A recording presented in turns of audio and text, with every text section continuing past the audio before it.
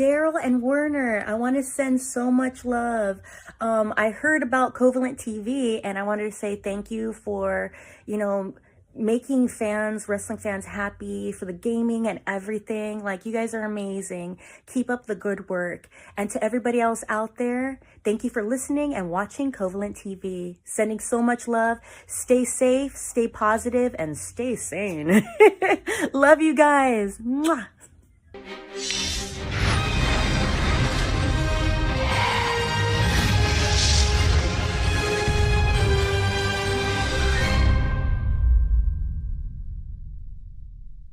Hello, my name is Maria Canales-Bennett, and I am the First Lady of Professional Wrestling, and you're watching Covalent TV.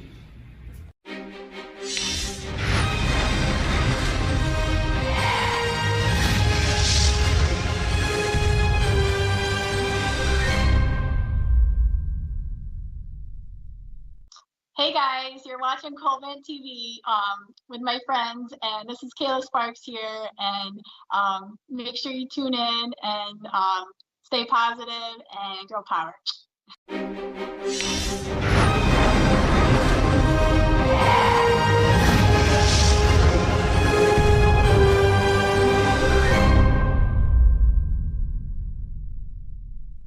This is Outlandish Zicky Dice, and you're watching Covalent TV. Outlandish!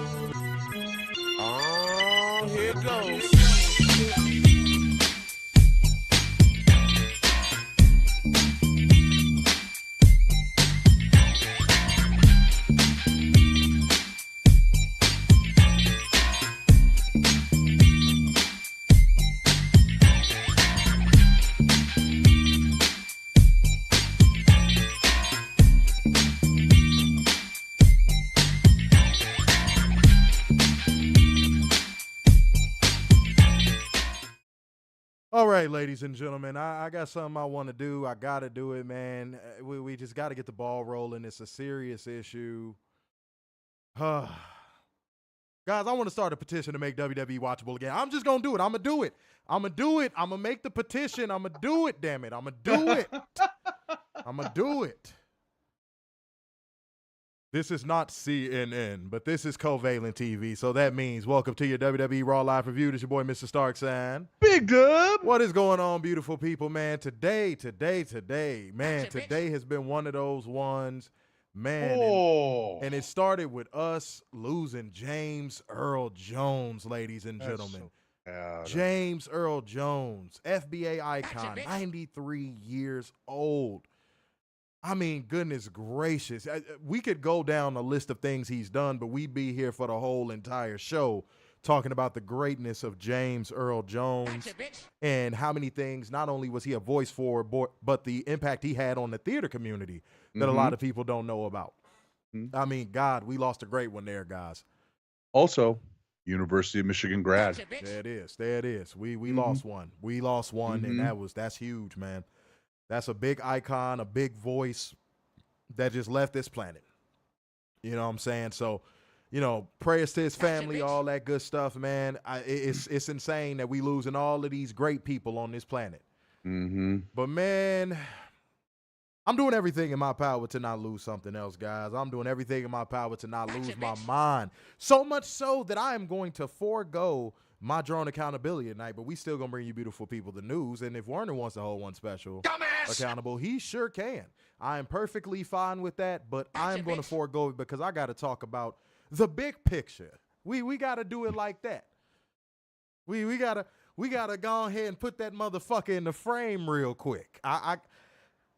This is one of them shows where I want to knock this out the box, man. I don't want this to go to 12 rounds. I don't want this to even go to 3. I want a first round knockout tonight. because, oh my goodness, I'm freestyling everything when I'm about to say what I'm about to say. But trust me when I say I'm going to sweep up this dustpan and dump it exactly where it belongs, inside of the Duke juice pile in the corner of the shittiest room possible, that is the WWE fan base. So just get ready for that. Y'all are going to like that a lot. But before we do anything revolving around that, let's inform the people. Let's get into 10 news. So during Raw tonight, we got some mediocre news that Raw is going back to 2 hours for 2 months. Yay! That's right. That's right. That's right. That is a thing. That is a thing. And so this is Gotcha, bitch.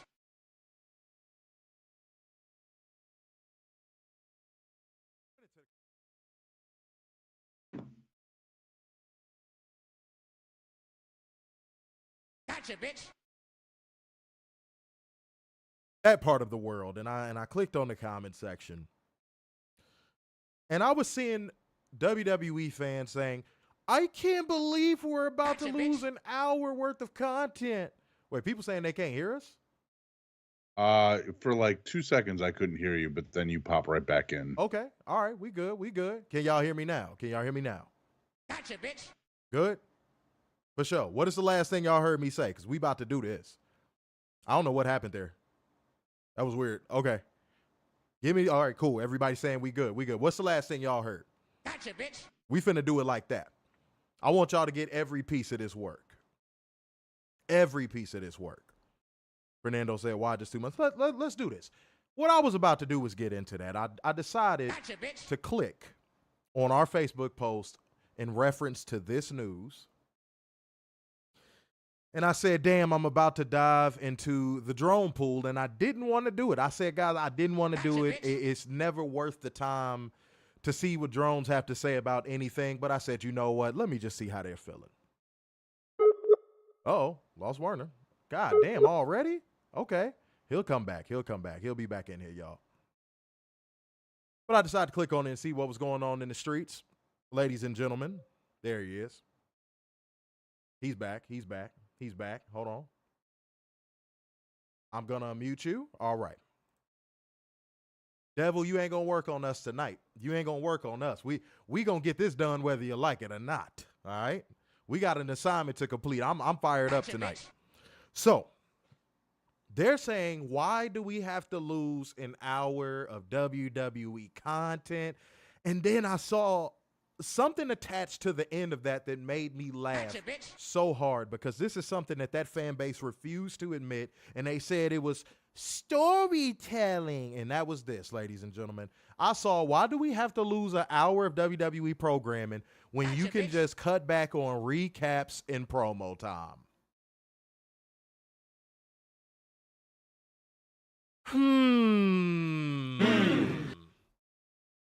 When everyone else was saying it, it was a problem.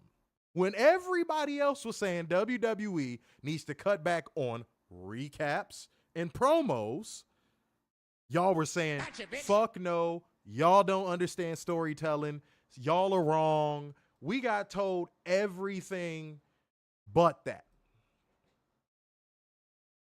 Now y'all want that to be cut back so y'all could keep 3 hours of Monday Night Raw. But here's the reality of it all. Here's the reality of it all. It's the very Fox-like reality of this situation.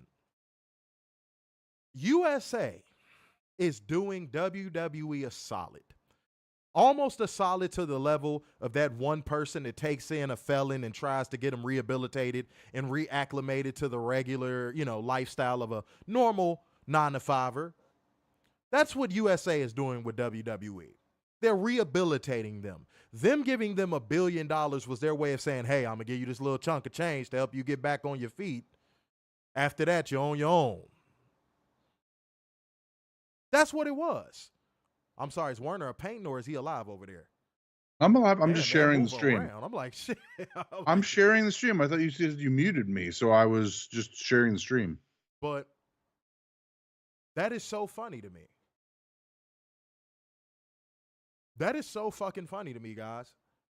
Now they want less recaps. Now they want less promos.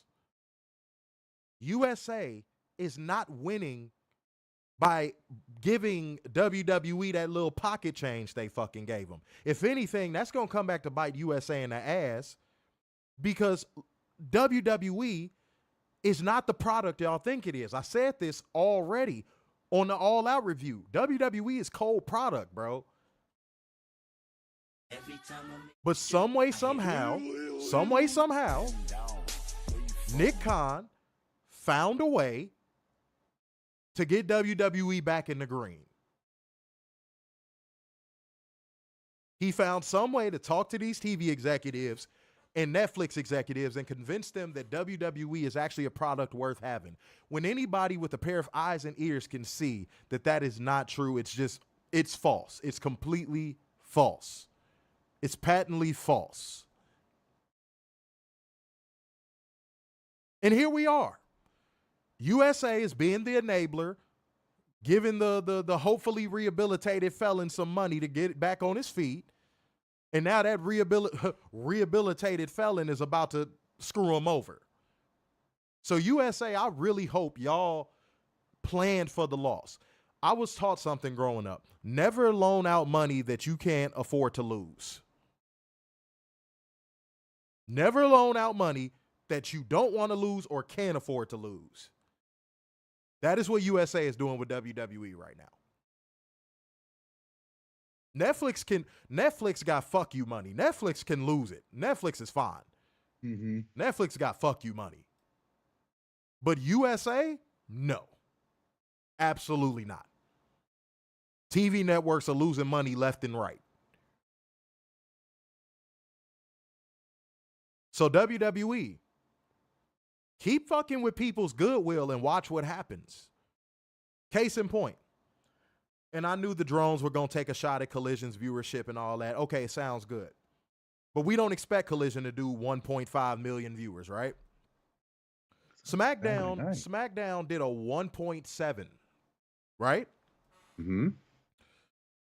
If that is not a sign of things to come, I don't know what is, because they did a 1.7 on Fox. Fox. Everybody got Fox. You can plug in an old school antenna into your damn TV and get Fox. Mm-hmm. What y'all think gonna happen when they go back to USA? Serious question. I'm just putting that on y'all. I'm just putting that on y'all brain so y'all really think about this going forward. But give your thoughts on this, because I got a lot more I want to talk about. Oh my God, no skipping ahead. You know better too. Ooh, what the hell, guys? We'll Come on. We'll get there. God damn, you of all people know better. Lord, go ahead. Look, I think we all know, and I saw when I went on Twitter and saw some people are now saying SmackDown is going to be 3 hours to counter program Rampage. Doubt it. I seriously doubt it. Oh, look, we all know SmackDown is cold product. It's because we all know it's just the flying Samoans and Cody Rhodes. That's all you got. You got nothing else after that. And people are going to see through that. And you're not on a channel that everyone gets, because a lot of people are cord cutting and don't care about USA Network because they have nothing else other than WWE. So get ready for 1.3, 1.2, 1.0 ratings for SmackDown. And wait, Daniel D'Amico over on Facebook said because they want money to pay the wrestlers. Okay, let's put it like this. What was just in the news cycle just a week ago? What was in the news cycle just a week ago? Wasn't that WWE complaining that they paid Swerve way too much money? Yeah, and that about AEW resetting the market and so on and so forth, right? Yeah, that was a thing, right? Yes. Okay, if that was the case, then why on earth is not everyone on the main roster making over $1 million? They got it. Mm-hmm. They got it. Easily. Now, do I think everyone should make that amount? No. But if they wanted to, they could. And that's not even pocket watching. That's just an actual factual. Mm-hmm. You know where those record profits come from? Do y'all know where that comes from? Lowballing. Skimping. Look at their set. Even their little minimalistic set. I know somebody that works in audio visual, guys. I know somebody that has been doing it for 40 years. Ooh. I showed it to him. I showed him the set. I said, man, about how much you think them panels cost? He said the rigging costs more than those screens. Looked me dead in my eyes and told me the rigging for that probably costs more than the screens itself. Holy shit. Seriously? Dead ass. Wow. Dead ass. And this is somebody that has done high-level audio visual for 40 years.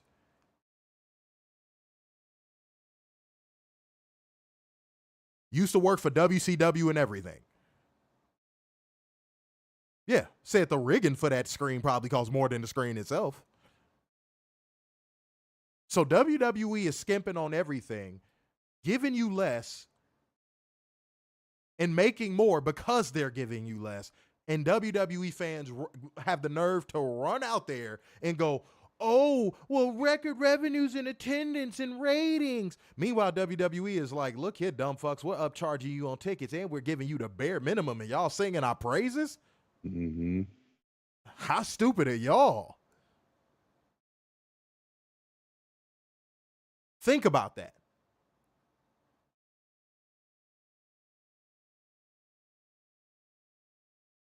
That's insane to me. Now, somebody might say, you're not finna get into the, oh, how do they get away with it thing. No, I'm not finna get into that because I know how they get away with it. Because in the eyes of WWE fans, they can do no wrong. That's how they get away with it. So that part I already know. I don't need the answer to that question. That's been answered for me already. But if I was running a company and I was getting away with highway robbery to the level that WWE does, if I was skating by with the bare minimum quality that WWE does, if I was getting by with the absolute fuckery that they get away with, I ain't gonna lie. If I was in a position, I'd probably be raking in the dough too. I'll be like, hey, this is easy. I don't got to try. But then you know what would happen? My morality would kick in. My inability to be a piece of shit would kick in. And I would go, wait a minute. These are human beings. They come here, they support, die hard, they don't waver, they don't go watch other products. Let me put on for them. Problem is, that moment has never happened with WWE brass, and it never will. That light bulb going off over their head will never happen. And as long as the fans tell them they're doing no wrong, it'll especially never happen. And the one moment where you thought that light bulb went off over their head, we're going to listen to you. You're the authority. When you thought that light bulb went off over their head, what did they turn around and do? Lie straight to your face. That's how. All right, man. Y'all don't look. I'm gonna tell y'all what. If y'all want to engage, it's gonna be a fast fucking stream. But I need y'all to get in here and do y'all part, man. Like gang, comment gang, share gang, and donation gang. We got to get into the next portion of the show because I honestly cannot wait to get into what I want to talk about tonight in depth. It might take up a good portion of the show, but I don't care. It needs to be talked about. But if y'all know what portion of the show is coming up next because y'all watch us all the time, go ahead and drop it in the comment section. But if you don't, that is fine too. If you're new here, that is perfectly fine. We're going to tell every single one of y'all anyway. It is time for us to hold one special. Oh, wait, dumbass accountable. It's time for drone accountability. Let's go. Boy, I was not expecting the amount of content. I was going to say, you pregnant? No. Okay. All right, for sure. No. I was not expecting the amount of content coming out of All Out. Oh, we going to talk about it. Oh, we going to talk about it. That's what I want to get into. Go ahead. I'm ready. So this is from bleedingcool.com. What the fuck you just say to me? Bleedingcool.com. Bleeding Cool? Yes. There is an article published by a person. I'm not going to call him a journalist because Chad McMahon decides to talk about himself in the third person Bleeding cool. and calls himself the Chadster. Woo! Oh my God. Okay. So Okay. I'm just going to read the headline and the article summary because I think that's just his bio is drone accountability all on its own. The whole thing's a fucking like he uses fucking emojis in his so-called article. Warner. They're called the Bleeding Cool. Yeah, I know. So Chad McMahon wrote for a headline, AEW All Out goes too far. Violence has no place in wrestling. What? I'm sorry.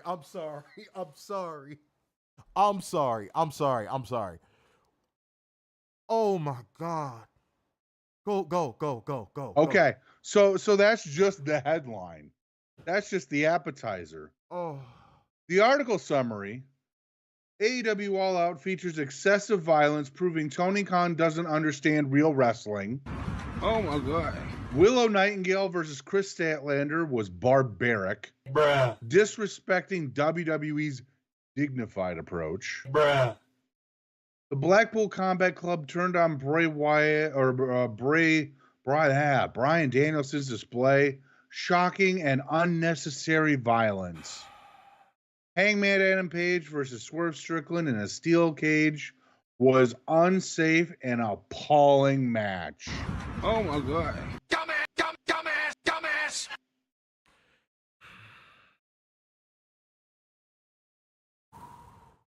Here's the circle of drone. Are you kidding me? Are you joking? Do you want me to send you the article? I will. No, I've seen it all fucking day. I don't need to see no more. I was ready for this stream for this very reason. I was ready for this stream for this very goddamn reason. Y'all got nothing. Nothing. And you know what the worst nightmare for you weirdos are? You know what the worst nightmare is? For the first time ever in social media goddamn history when it comes to AEW and WWE, AEW won. Yeah. Drones looked dumb. They always look dumb. But guess what? They didn't have a leg to stand on. You know why? Because all of the absolute tasteless, tacky, crappy crash course television that WWE has done over the years came back to bite them in the ass, and drones had their receipts pulled. They had their cards pulled. I was watching it in real time all day. You want to know how I know they were having their card pulled? We started the shit this morning. Our post is the one that went viral. It was so refreshing to see so many people call drones out for their hypocrisies and their absolutely idiotic takes. First of all, wrestling at its core is violent. Let's start there. Wrestling at its core is violent. But y'all are running out of ammo. Y'all are in a bunker, one barrel. Y'all done ran through 3 clips and y'all had 4. And the last clip, the last card that's going to be pulled is when AEW get that TV deal. And would you look at the time? Guess what? It's looking like AEW might get a show on Fox. Not looking good.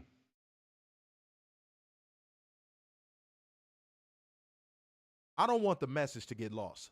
Let me slow this down. The fact that this day started with drones being laid out to dry and ended with a CM Punk friendship bracelet on WWEshop.com for $10, and you could go to goddamn Michael's and grab the materials to make that for what, $1? If that.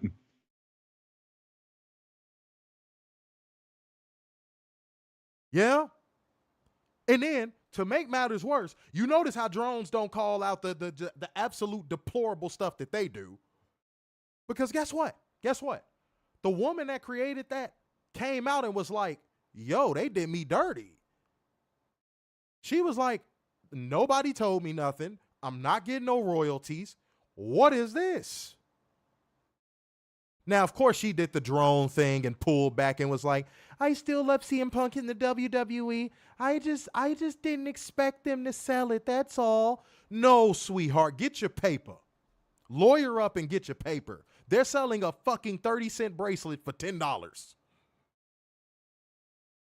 Get your money. Mm-hmm. Get your piece of the pie. WWE can cut the check. Trust and believe. WWE can cut the check. You understand me?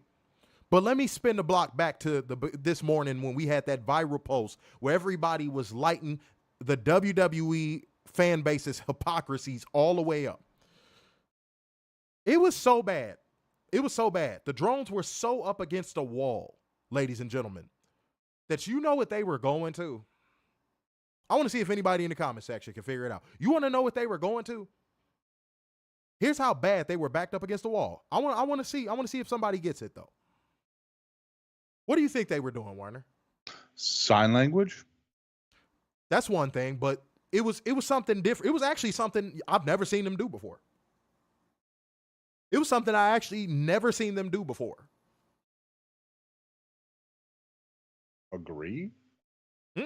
Nope. Oh, you know they're not doing that. Yeah. I was Be like, for real. No. No. Absolutely not. Yeah, y'all saw in the showdown. I'm just gonna go ahead and tell y'all. They stayed out of the mix. I couldn't believe it. You saw a few of them trying to stand up for WWE. You saw a few of them putting their WWE fist in the air, but they were getting destroyed almost immediately with storylines and angles that WWE have done that are way worse than what we saw in Hangman versus Swerve. Right? They stayed out of the mix. They couldn't say anything. Remember when I said a couple weeks ago, guys, they're running out of material? Y'all remember when I said that? It played out right in front of me. Today, it played out right in front of me. They couldn't even say anything. They stayed out of the mix. It was one drone that surprisingly, actually weren't. It was one. I try to look at bigger sample sizes when I try to make a definitive decision. right. But it was one drone that was even like, hey, touche. When I posted the Bray Wyatt being burned in the ring thing, they were like, damn. Mm-hmm. I don't like what you're saying. Here's my drone take first, but damn, I can't disagree with it. Because I was pulling recent examples. I didn't even have to go back to the Attitude Era. I was pulling recent examples. But WWE drones, the tide is turning on y'all. Y'all are now getting y'all cards pulled. And guess what? People are becoming more fearless and not afraid to face you weirdos. I want you to know that. And if I could lead the charge, I'm perfectly fine with that. Them attacks don't bother me. Because I've said it before, a lot of these people have seen me in person and they stare at me because they know who I am, but they too afraid to walk up to me and say anything because they like, oh, he's actually a guy that could probably whoop my ass. I was going to say something to him until I saw him. And even if they thought they could whoop my ass, guess what? Did they think I'm going to back down? Do they think if they walk up to me and be like, so what was that shit you were saying on Twitter? I'm going to be like, bitch, that's what I said. I said what I said. You want me to say it again? Y'all got to be fearless. And a couple of y'all, I'm very proud of y'all because I saw some of y'all on Twitter getting in that good work. And I'm proud of y'all, man. Real shit. But let's scoop this up. Let's scoop this up real quick. Let's scoop this up. I want to, now that we done kind of loosened up the soil a little bit, it's time to plant. Let's get to the solutions and answers portion of this. Here's going to be the solution for people who are fans of professional wrestling going forward. At every single turn, at every single moment, hold these people accountable. Hold grifters accountable. Mm-hmm. Hold fed walkers accountable. Again, new people. I know we got a lot of new people. If you don't know what a fair walker is, it's somebody that pretends to like all wrestling, but deep down inside, the only thing they watch, know, and love is WWE. Yep. They'll even go to another professional wrestling promotions event, but guess what? They'll do WWE chants the whole night, or wear a WWE shirt to a New Japan event, or bring a WWE belt to a TNA event. Or you know the people I'm talking about. It goes without saying. You know the people I'm talking about. Call them out at every single turn.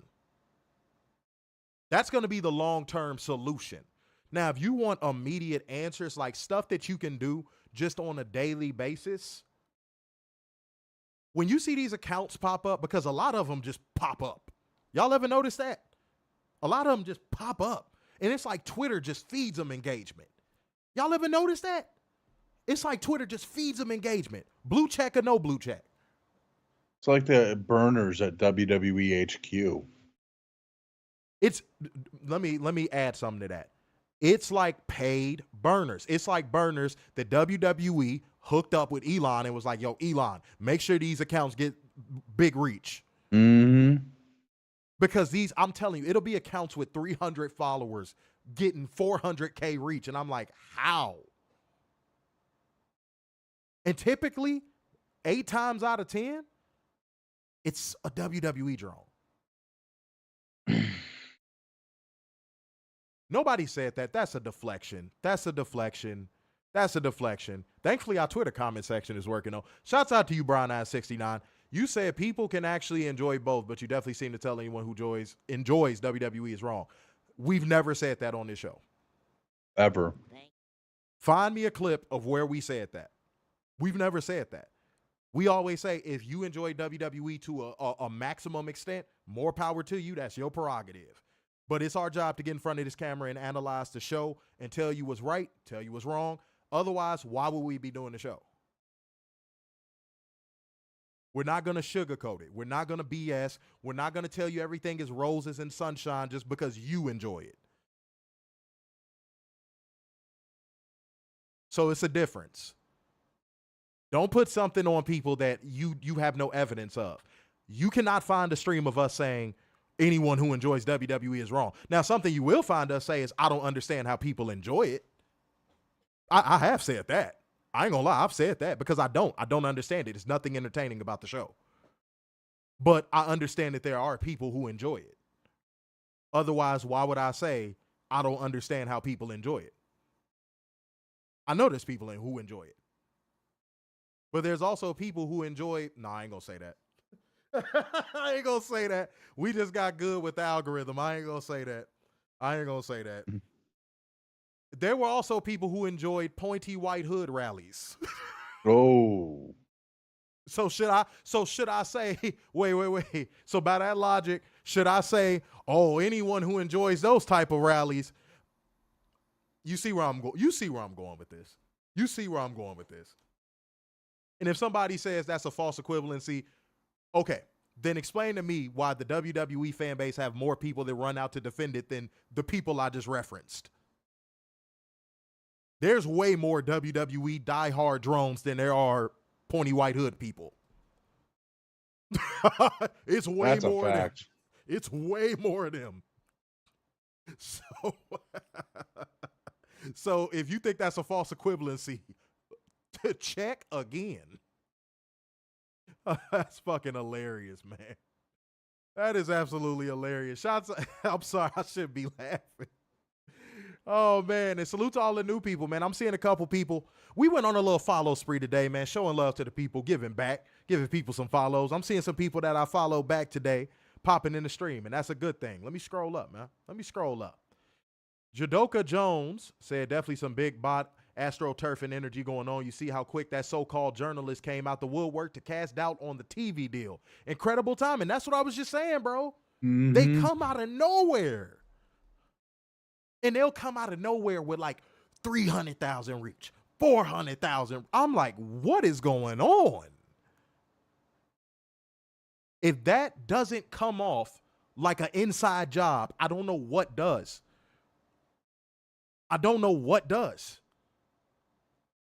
But let me get back to the answers, and then I'm done with this for now. let's get back to the answers.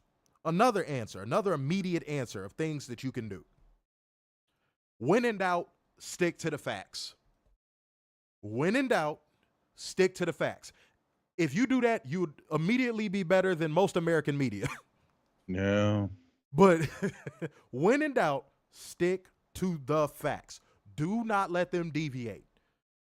A stupid person will bring you down to their level and do what?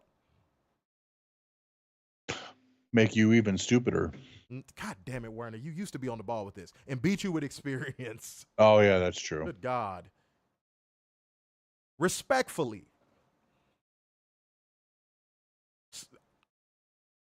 When I saw that post pop up before we went live, ladies and gentlemen, you want to know the first thing I said? I said, oh, man, that WWE don't want to take that L laying down, do they? Mm-mm. Because what are the odds that this came out right after the shockwave possibly going on Fox News came out? What are the odds of that? AEW just came off of a very big pay-per-view. And then one more thing I want to say, too.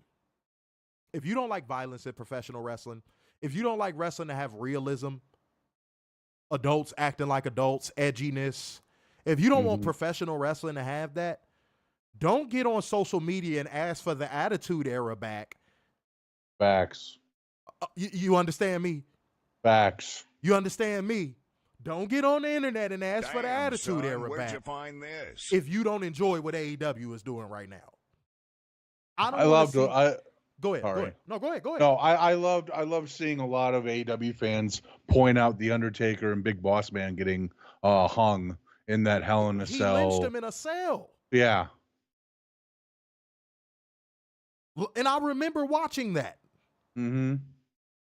Shouts out to Nico Jr. for subscribing, Mo Dunce for liking the stream. Everybody who's liked the stream, thank you. Daniel D'Amico, everybody who's liked the stream, thank you. Like and share the stream, man. Like gang, comment gang, share gang, donation gang. We cooking tonight, man. The chef hats are on. But I don't want to tell them, if you want the Attitude Era back, there's a product right now that's doing it. Mm-hmm. You don't have to agree with me, but I guarantee you, if you laid your eyes on it, you would go, oh, it is. And what did I say in my post that went viral? I told AEW what I've always told them. I told Tony Khan what I always tell him. Lean into being the anti-AEW. I'm not AEW, WWE, I'm sorry. Lean into being the anti-WWE. Do all the edgy shit. Continue to put on great wrestling matches. Continue to put on great stories. And also, shouts out to Bryan Danielson for saying to, I ain't gonna shout them out, no free clout. But he said in an interview that people have become so conditioned to the Monopoly's version of storytelling that they don't know that stories could be told in the ring too. Bryan Danielson, salute to you, bro. Yes. Bang, bang, bang, bang. That took nuts, homie. To say that, you could have possibly alienated the last little bit of the WWE hang-on fan base you had. Mm-hmm. Because you know he still got some Daniel Bryan hang-ons that still follow his work. Yeah. But he probably he still does the yes chant. Yeah, but he probably alienated them with that. But Bryan Danielson, you shouldn't care, bro. You don't if you do care, don't. You know why? Because those same people that are hanging on to you don't even watch the show that you wrestle on, dog. Mm-hmm. They don't even watch the show that you wrestle on. Just like the Ricochet fans were doing when he debuted in AEW. Ricochet was like, okay, you claim to be a fan of me, but you're not going to watch me just because of a product I belong to? Mm-hmm. That was so stupid. And then when he called it out, you know what happened in the news cycle and on social media? Oh, Ricochet's too soft. He's too sensitive. I was like, what? For calling out a hypocrisy? Keith, I'm not there yet, but AEW is getting there. I'm not there yet. I got to see them allow the women to embrace their sexuality just a little more. Yeah. Before I get to that point. Everything else is there. Everything else is there. You just said AEW is like the Attitude Era and Ruthless Aggression Era put together. Correct. But I got to see him let the women embrace their sexuality a little bit more. And I got to see Tony Khan rotate main event talents. That was one of the hallmarks of the Ruthless Aggression Era. The main event scene was always fresh. It was always people rotating in, rotating out, rotating in, rotating out. If Tony Khan could get those two things in order, amongst the third thing that I said on the All Out review, was stop booking the goofballs, stop booking the weirdos like Orange Cassidy and the Lamed. Yep. If he can do those three things, bro, I'm going to be right there with you. I'm going to be right there with you. But you want to know the sign of a great product? I saw maybe a few people complain about having to pay for the AEW pay-per-view.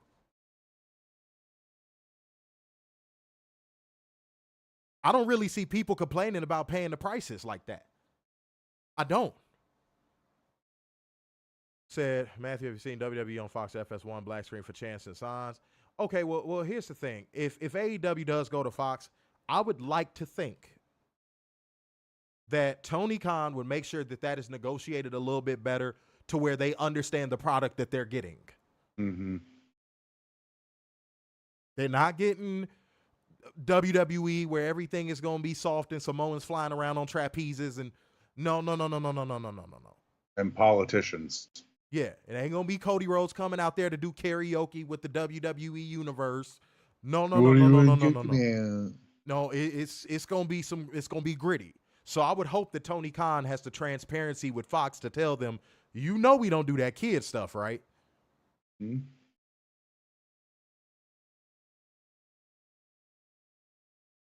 However, the businessman in me is saying this.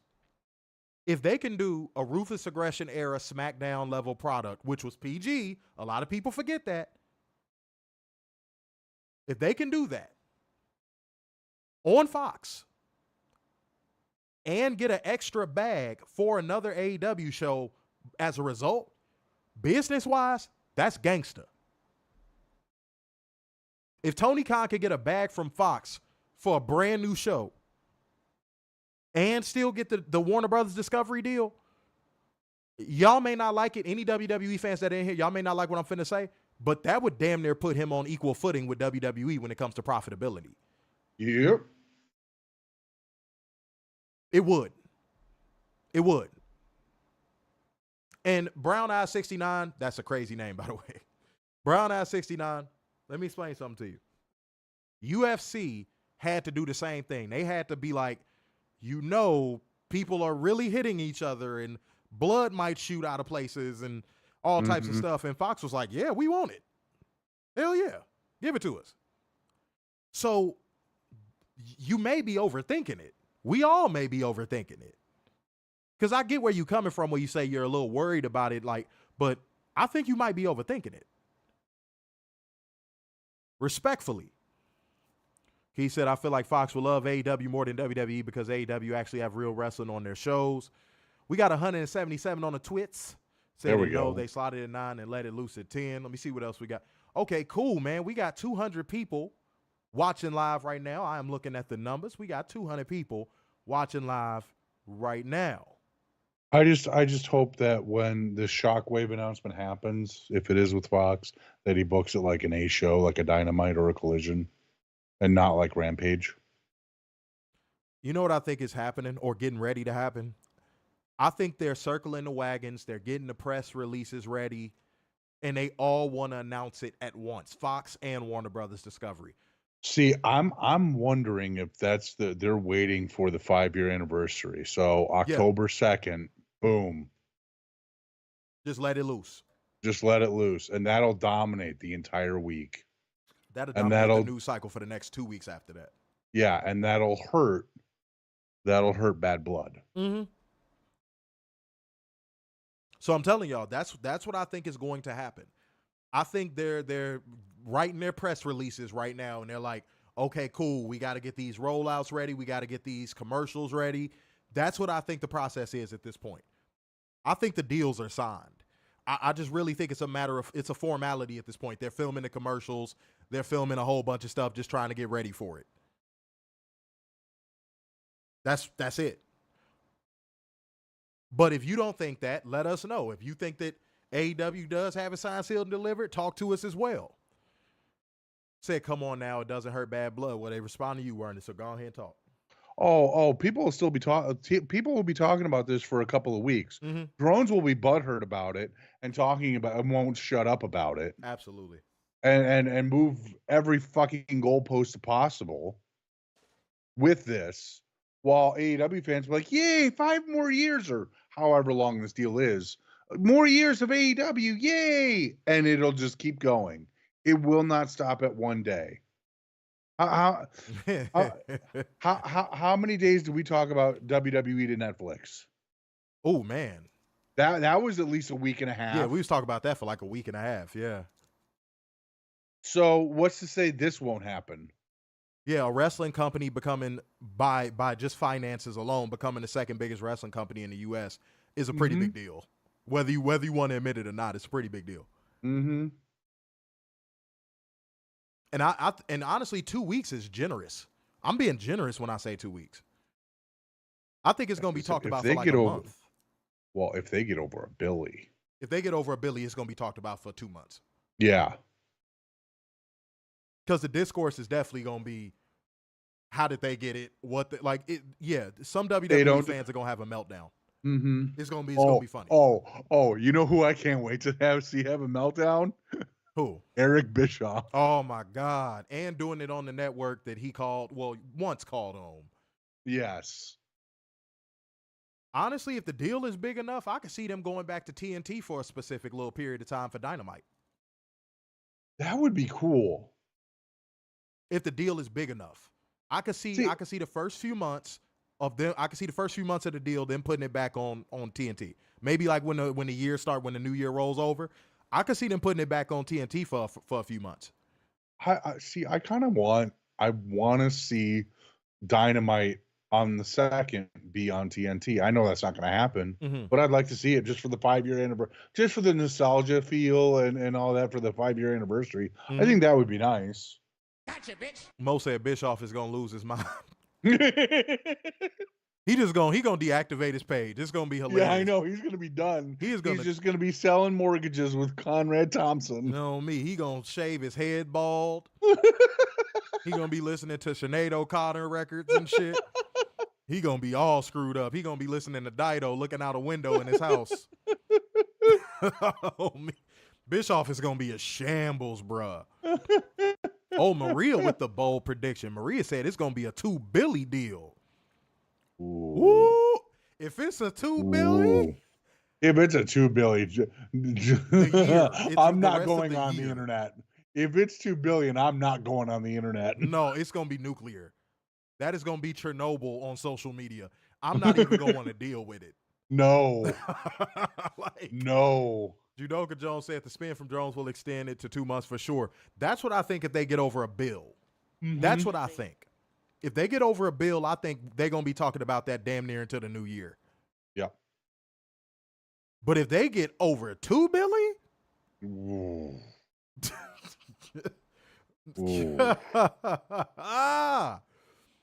Matthew Shelton said, I've said 1.752 bill. Okay, we'll see. Well, Chloe, the reason why that happened is because Tony Khan kind of played himself. Yep. The Ring of Honor probably would have been on. No, actually, the NWA played themselves.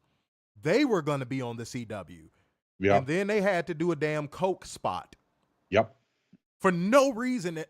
Like, NWA had never done anything that edgy. And for some reason, right before they're about to sign on the dotted line for a damn TV deal, they go, cocaine. Yep. Like, why? Why? Why would you self-sabotage like that? That was so dumb to me. But like gang, comment gang, share gang, donation gang, man. Hit the Cash App, hit the Streamlabs link, support your content creators. If y'all are in here and enjoying the show, go on ahead and drop a fire emoji real quick for your boy. But don't leave us hanging at all, man. We trying to go on ahead and put this great work out there, so we would hope that y'all would support. Let's get it popping. What's wrong? 22 people in the building. We only got 12 likes. Come on. Oh, we can do better. We can do better than that. Go ahead, scroll down and hit that thumbs up over there on YouTube, y'all. We can do better than that. Mm-hmm. I believe in every single one of y'all. Don't let me believe that y'all ain't great people. Y'all want me to think y'all trash ass people? That's not good, man. We get all the scoops. Mm-hmm. You know, we come on here, we talk about everything. The least y'all can do is support. Support. There it is. Support. Interracial talk. Oh, WWE 2 thumbs up. Everything else 2 thumbs down. AEW bad. AEW bad. They're never going to get a TV deal. Bad. Algorithmic goodness. Here we come. Fancy living. Here we come. La, la, la, la, la. Oh, man. What is going on, y'all, man? D-Nice, why are you lit? Mm-hmm. All that damn good work we just dropped off at the beginning of the stream, man, and you pull up 47 minutes in like you got kids. You ain't got kids. You wouldn't make it pancakes for your bitch. You was sitting by yourself, and then you remembered you subscribed. So pay your lay fees, man. Hit the Cash App, bro. Judoka Jones, damn, I don't know what I almost just choked on. That was crazy. Was it a burp? I don't know. This is called getting old. That's what that's called. Judoka Jones said, "Let me sub up on the YouTube. Go ahead and do that." There we go. Go ahead and do 23 that. people, and we still only got 12 likes. Come on. Oh man, we could get that up to at least 17 likes. Scroll down and hit that thumbs up, man. Scroll down and hit that thumbs up over there on YouTube. On the YouTubeth. We can do it. Don Lemon. Who put Don Lemon? Did we get a super chat? No. Oh, see, you pump faking. I don't appreciate that. You pump faking. We not doing that. Maria said, yes, we can.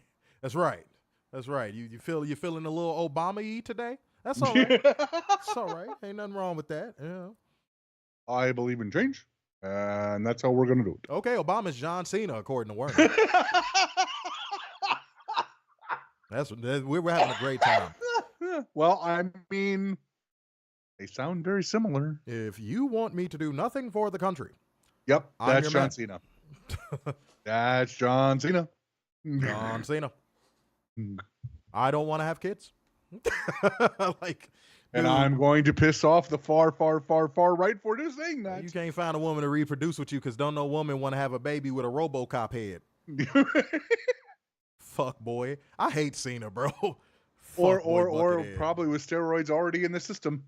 Hey, there you go. Hey. World's buffest baby. Coming to a delivery room near you. I'd watch that. I ain't gonna lie, I'd watch that. Yeah, you know what I'm saying? Yeah, shouts out to if your team won on Sunday, raise your hand.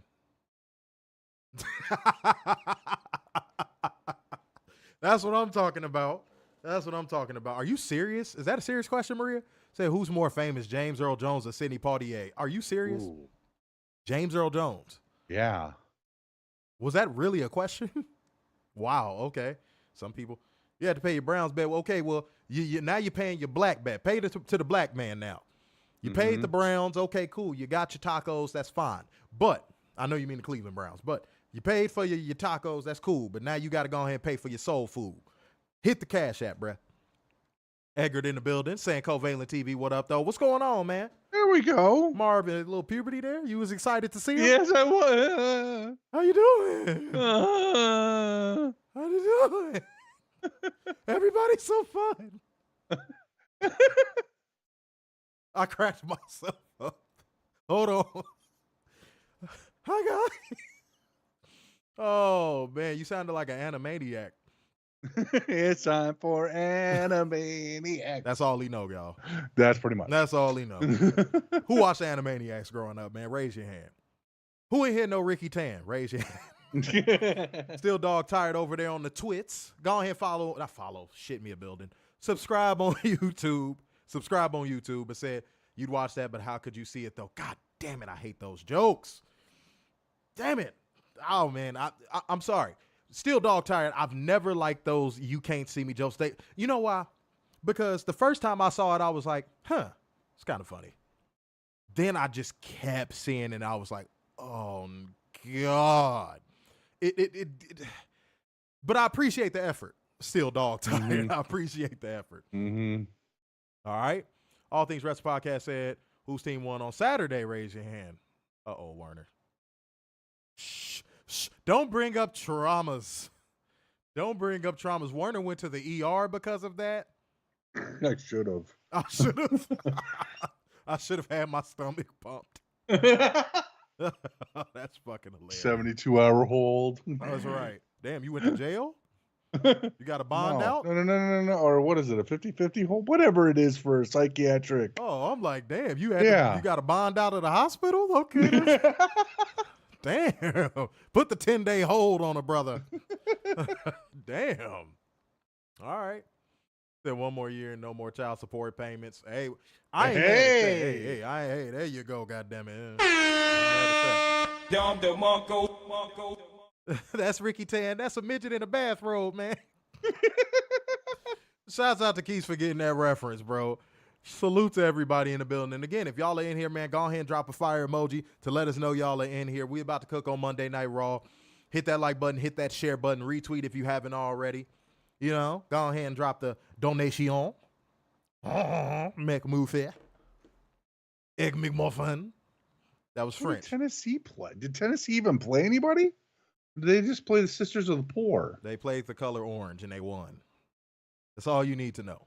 That's all you need. I bet you it was the Sisters of the Poor. Let's all just stare at Warner for a second. Let's just... You done? I'm just saying. Golly, man. All right, y'all. We didn't play it around a little too long, man. But I like having fun. I like having fun on these streams. Yes, omelette du fromage. Yes. Grey poupon. Oh. What is happening? Okay. All right. Thank y'all for dropping fire emoji. Sharp Vision TV in the building. I see you. And salute to everybody who has liked the stream. All that good stuff, you know.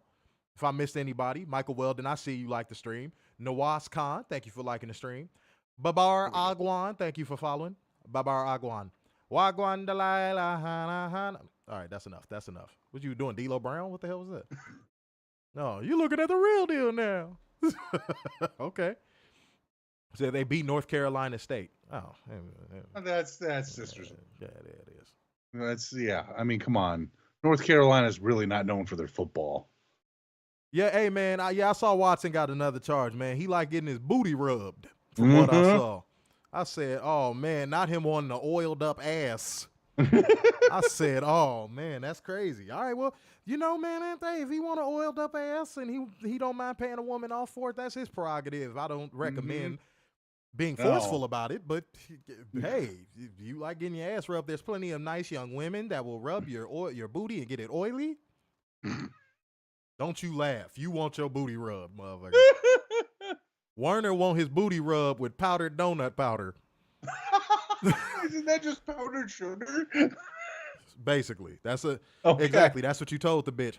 Actually, I like the most robust powdered sugar available. Thank you very much. Only Pure White touches this hot white ass. Look at Warner popping hot ass with all that Fahrenheit. Get out of here, man. Gone somewhere, man. Why are you here? Damn it.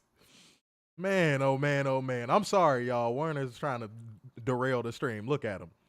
I am not of the sort. Trying to live out his fantasies with Zoe. No.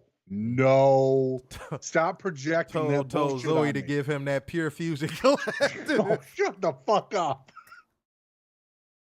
Oh my God. Baby, you know what I like?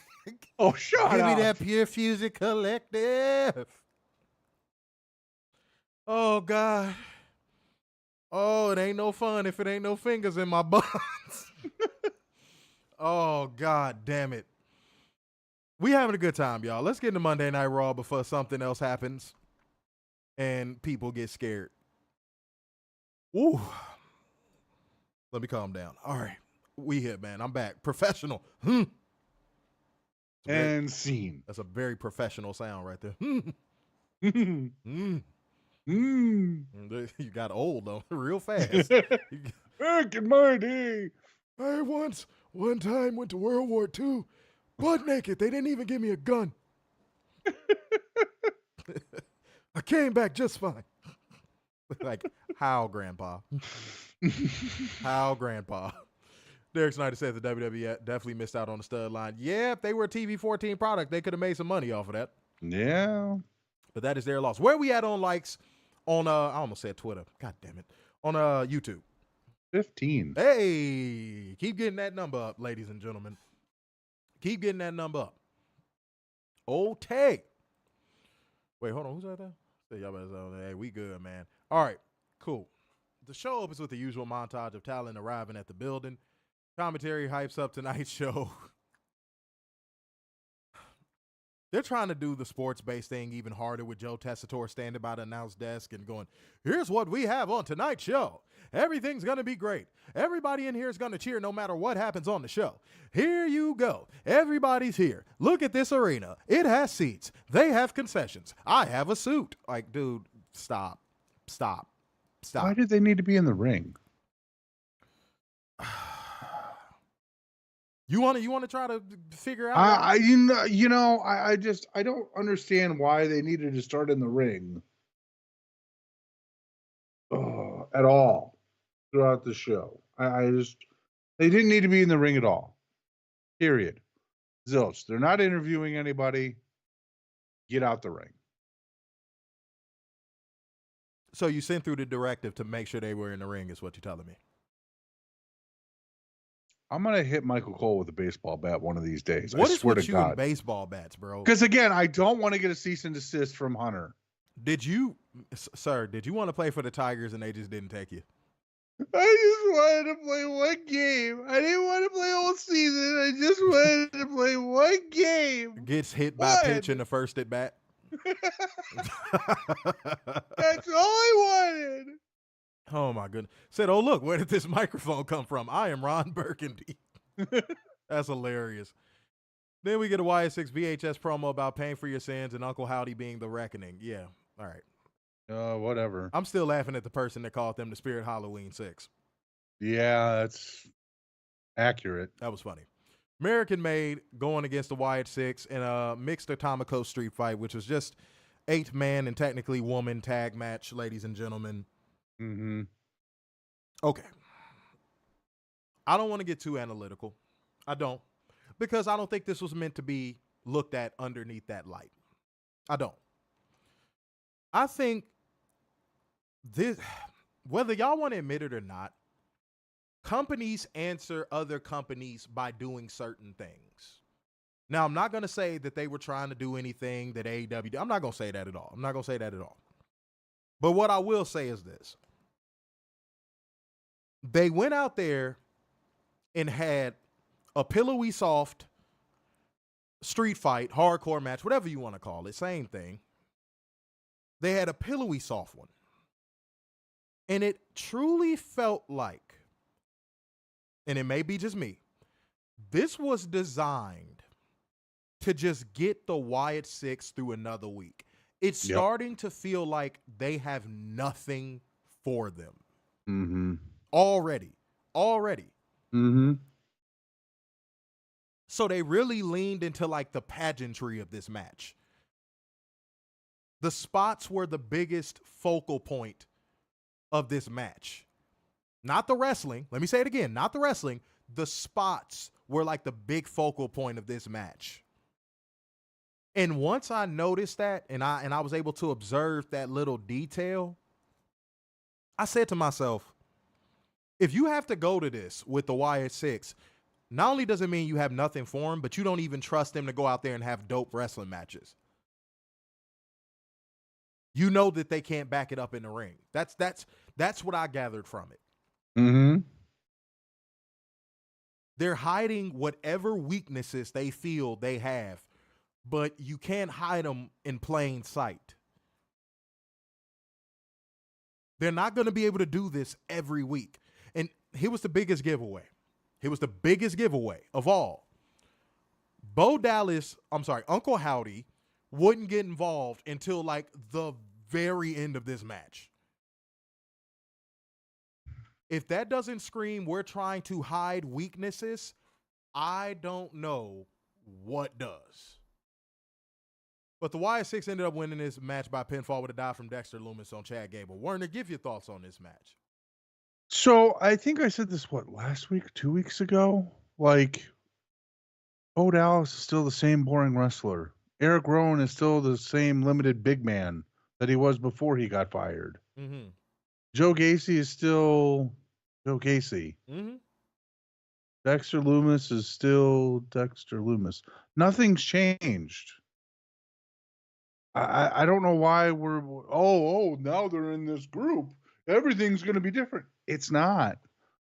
They're still limited in the ring. They're still not connecting with the crowd with in-ring storytelling, boys and girls. After this American Made feud, and then what? Mm-hmm. I mean, we're at that point. And then what? Already. Because this has been a big fail. And I know Triple H won't pull the trigger on ending this.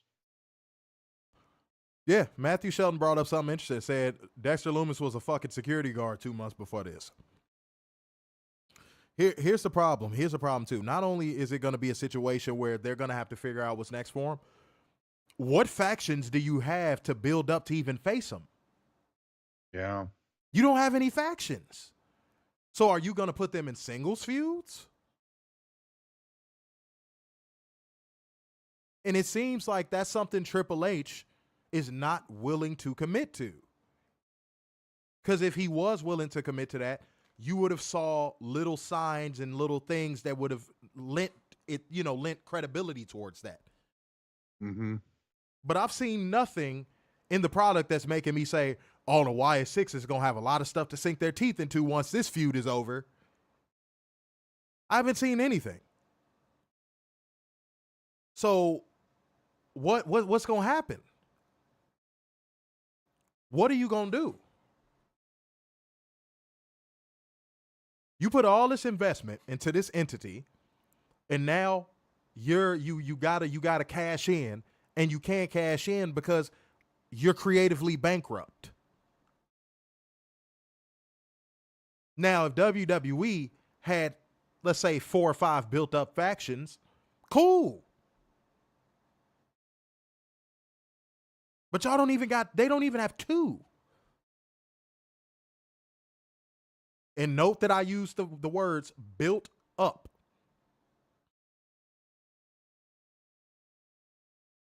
Because I dare some dumbass to come in and be like, American Alpha. American Alpha ain't built up to rob a Walmart, let alone face this supernatural yet human Wyatt Six. Mm-hmm. So I'm confused as to, was American Made feuding with Otis and Alpha Academy and the Wyatt Six at the same time or what? See, that was never clarified. That was never cleared up. And it never will be. So it's funny you say that, because that was never cleared up. It wasn't. So if your confusion is perfectly fine, it's perfectly fine. It makes perfect sense. Said 200 on the twist. Yeah, man, I see we got 217 people watching across all platforms right now, man. We appreciate the love and support that everybody is bringing into the room tonight, but we need it to show in the form of likes, shares, donations, all that good stuff. Support your boys. If y'all want this stream to go well, fill up that comment section with emojis. Show us y'all engaging. Otherwise, we can move a little bit faster. Yeah, we've said that before. The Wyatt Six doesn't work without Bray Wyatt. But let's move on, man. Finn Balor. Balor Club. Balor makes his entrance, and he gets on the mic. That's a sentence I'm sure no one wants to hear. He says AAR Priest screwed him, but he really screwed the Judgment Day, and he'd been trying to hold Priest up, but the more he did, the more AAR Priest held him down. They were supposed to be brothers. He should have been World Heavyweight Champion a long time ago, but AAR Priest was lurking behind his back with that briefcase, getting his way every time he got close to the title and screwing him. Pause. So he wants AAR Priest to come out here because he has things he wants to say to his face. Out comes AAR Priest. Guys, can I make this one a long story short? The Judgment Day ended up getting a numbers game. AR Priest and Rhea Ripley got hurt. I'm not gonna lie, I was in my kitchen for the back end of this segment, and I literally, this is not a joke, this actually happened. When I heard the commentary talking about what was going on in the ring, I said, "This is my brutality," literally as the music hit. You saw it coming a mile away. Yep. That's how predictable this product is. I dead ass said, "This is my brutality" at the exact same time that the music hit. This show is very predictable, very sterile, and very just, it just doesn't hit. Okay? But Jey Uso would come out there to make the save for the Terror Twins, and the Judgment Day is sent packing. Yeah, it's a cringe name, I know. It's a cringe name, I know. Troy Sorkness, subscribe to us on YouTube, man. Come over here on the YouTube front. We appreciate everybody that's watching on Twitter. You know what I'm saying? I see y'all in the building over there on the Twits. We appreciate y'all. And yeah, the promo was trash because Finn Balor doesn't have the emotional conviction to deliver promos of that caliber. So that falls back into what I always say about WWE. They always cast people in the wrong roles. Like AAR Priest being a world champion, for example. Because now that belt is off him, AAR Priest feels like just another guy. And they need to hurry up and get that belt back on Rhea because honestly, she's starting to feel like just another woman, and we obviously love Rhea. Rhea. You know. But we got to be real, man. We got to be real, man. Any thoughts on that segment, sir? What did it push forward? I don't even remember what it pushed forward. Did it push anything forward? Did we actually have storyline progression? No, it just established the matches that we already knew were going to happen. So then what was the, so then you just wasted what, 10, 15 minutes? Yeah, just for something that we already knew was going to happen. Just for something that we already knew. Like, what the hell? Do something different, WWE. Surprise us once in a while. Be spontaneous. Werner sounded like a wife just now, but that's okay. I knew what he meant. I knew what he meant. I got him. But yeah, and they'll tell you that this is storytelling. This is not storytelling, ladies and gentlemen. Oh, this is just lazy. Yeah. It's base level booking. And that's being generous. Me even saying it's base level booking is generous. It's extremely generous. It's like they did just the bare minimum to say, we continued something. But it's only so many times you could run the same angle over and over, the same spots over and over before your fans start to point it out. Mr. Ma'am said Rhea isn't getting that title back in Bad Blood. If she doesn't, that'd be a mistake. I agree. If she does not, that would be a mistake. This Judgment Day, Rhea Ripley, AAR Priest thing has already jumped the shark. That would be a mistake. But just like I said about the Wyatt 6, I don't think Triple H has anything for the Judgment Day. I don't think he has anything for Rhea Ripley. I really, now that the belt's off of him, I really don't think he has anything for AAR Priest.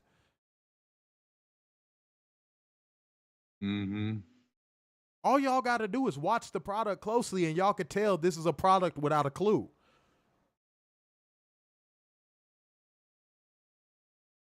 And if y'all think I'm wrong, speak now, forever hold your peace. Son, where'd you find this? Salute to Tyler the Wolf for subscribing. Thank you. Thank you to Charmaine for liking the stream, Edgar for liking the stream, Michael for liking the stream. Appreciate you. Said, Mister, but that was there.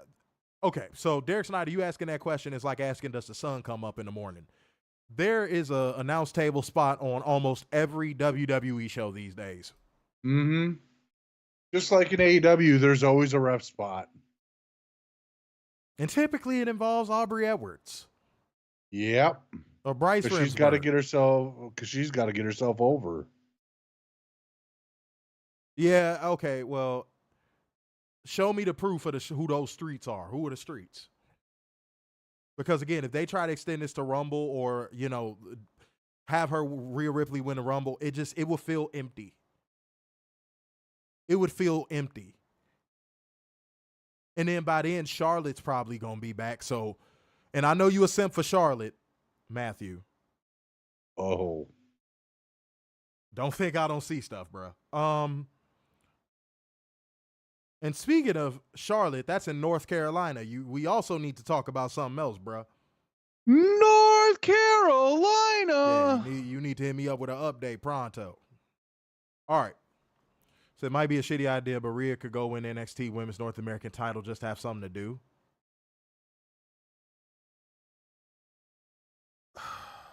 And therein lies the problem.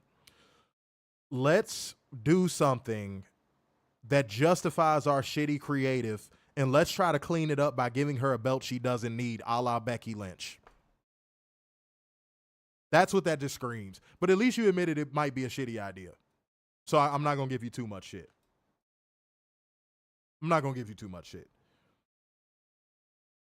You want them to do with Rhea what they did with Becky. Have her go down there and bury a couple talents, win a championship she didn't need to win, and then drop it to somebody she only wanted to put over and then ran right back to the main roster.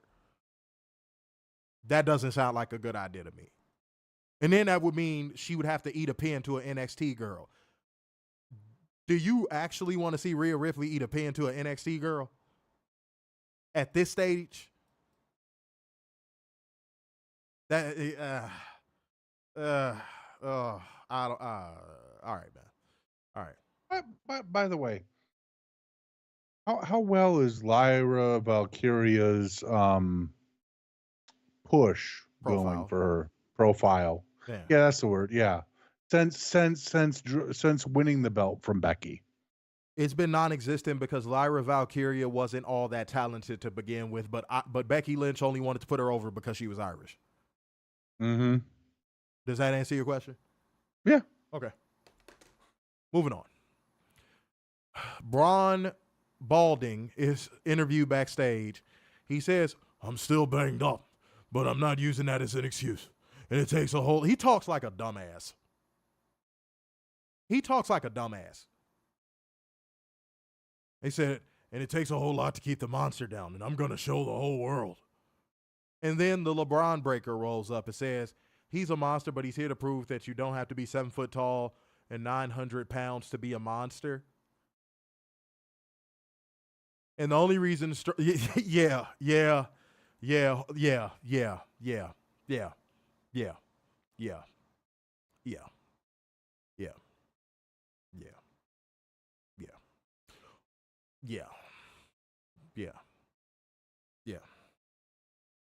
And those fans ate it up. Who writes this shit? Yeah, Braun Strowman is a muscle dummy. Like, every time I hear him talk, I'm like, he's such a dumbass. Mm-hmm. Shane was right this entire time. And then the LeBron breaker would say the only reason Strowman's standing here right now is he's never been in the ring with him. Cool story, bro. No. I'm going to ask this question again. How do y'all not get bored with that type of stuff? Said Braun Breaker talks like his dad, and that's not a good thing. No, he talks like his uncle. He talks like Scott more than anything. But he has none of the machismo or charisma. Yeah. It just sounds like he's talking like this for whatever reason. One or another. My dogs are barking. All right, man. Okay. Because I don't want to start getting too nitpicky. Let's stick to the analytical part of the show, okay? Okay. Bianca Belair and Jade protected going against the unholy union, Alba, Forest Fire, and Resort Island Dawn. For the WWE Women's Tag Team Championship, how many times are we going to run this back to cover up for Jade Cargill's deficiencies? How many times are we going to see this fucking match? It's starting to get to like 2011 levels bad.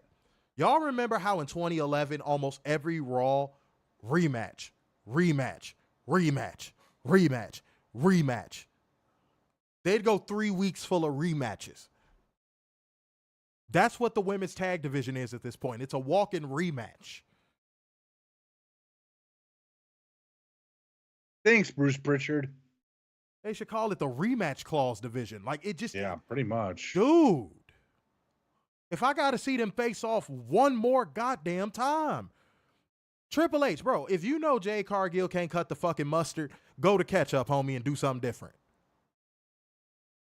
Do something different, bro. You can't keep putting the curtain up to cover her up for long, bro. Like, it's going to get exposed at some point. And Triple H thought he was slick. Having Bianca be the hot tag in this matchup, that's not forcing Jade Cargill to sink or swim when you only had Jade Cargill work for like 3 minutes before the hot tag happened. He thought he was slick with that bullshit. You're not fooling nobody, bro. And then you still ended up having Jade get the hot tag at the end. But Bianca Belair Jade Cargill won by pinfall with a wheelbarrow DDT, wheelbarrow German suplex combination on Alba Forest Fire, retaining the WWE Women's Tag Team Championships. This match was absolute gutter trash. Isla Dawn, Kaylee Ray, get out of the company. I'm tired of saying that because I know a lot of you comfortable, complacent weirdos won't, but I'm still going to say it because maybe you will. But give your thoughts on this match.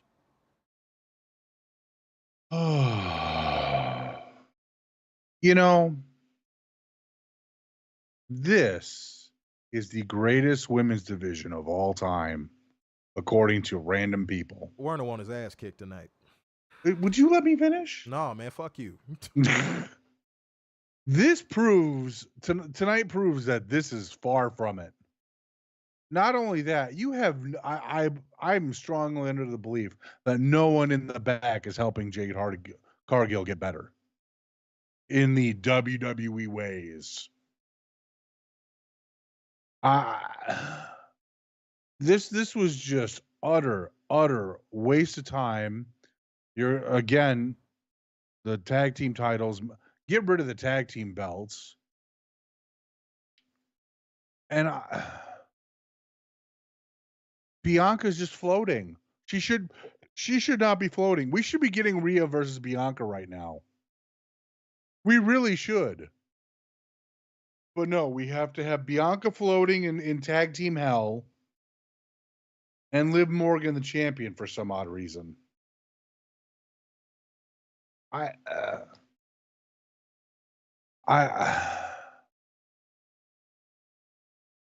Everyone needs to get out. Everyone just needs to leave. Mo Dunn took the words right out of my mouth. I was finna say at this point, Jade Cargill is just like he said, a visual trophy. That's all she is. It's a nanny boo boo. We took her away from you. Mm-hmm. And it's to her detriment because Jade's not improving. She's regressing. She was better in AEW. I'll flat out say it. I won't skirt around it. I'll flat out say it. Jade was better in AEW. Mm-hmm. She was starting to get better. And WWE pulled her from an environment that she needed to be in and put her in an environment where everything was going to dumb her down. But the problem is she couldn't afford to be dumbed down anymore because she was still in the process of learning. All right, Mr. Mayhem, chill out. You're going a little too hard. Talk about some Jade Cargill was never good. Dude, she was improving, and WWE pulled her away from it. Some of y'all are being a little aggressive tonight. Relax. Oh, my God. Instead, Bianca Belair has to be tied to a trophy. And Bianca's too much of a sweetheart to speak up for herself and say, at some point, y'all gonna have to let this girl go out here and perform. She's too much of a sweetheart to say that. Mm-hmm. She actually wants to help Jade come along and, get better. But the problem is in that system, she'll never get better. Sometimes in sports, real sports, when players change teams and go to a different culture, they get better. Mm-hmm. They reach their potential. That's not going to happen for Bianca in WWE. That's not going to happen for Jade in WWE. That's not going to happen for Montez Ford in WWE.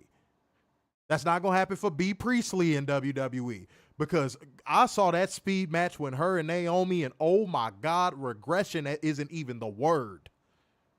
Regression isn't even the word. How the hell did B. Priestley go from being considered one of the best women's prospects in wrestling to what I saw on Speed?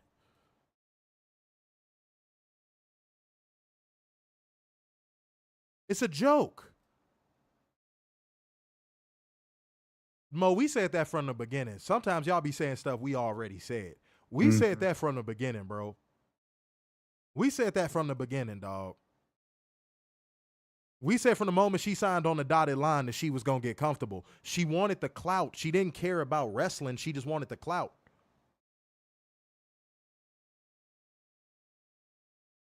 Troy said rematch next week. Is that confirmed or are you trolling?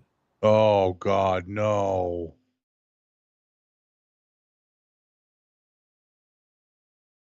Is that confirmed or are you trolling?